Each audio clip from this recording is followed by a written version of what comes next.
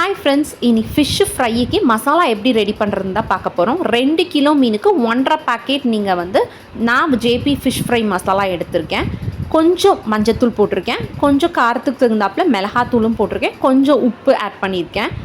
அப்புறம் எண்ணெய் ஊற்றி தான் நான் எப்போயுமே பிசைவேன். அப்பப்போ தண்ணியை ஆட் பண்ணிக்கலாம். எண்ணெய் ஊற்றி ஏன் பிசைகிறேன் அப்படின்னா, நீங்கள் வடை சட்டிலேயோ இல்லை தோசைக்கல்லையோ இது ஊற்றி நீங்கள் பிசைஞ்சிங்கன்னா அந்த காரம்லாம் மட்டும் தனியாக இப்படி பிரிஞ்சிருக்கும் இல்லைங்களா, அது மாதிரிலாம் ஆகாது.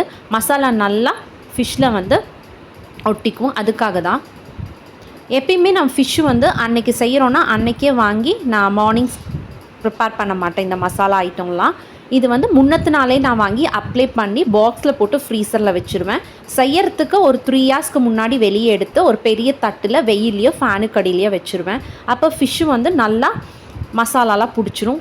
ஸோ இது கண்டிப்பாக நீங்கள் ட்ரை பண்ணி பார்த்துட்டு எனக்கு கமெண்ட் பண்ணுங்கள். கண்டிப்பாக இது உங்களுக்கு பிடிக்கும்னு நினைக்கிறேன். தேங்க்ஸ் ஃபார் வாட்சிங் மை சேனல்.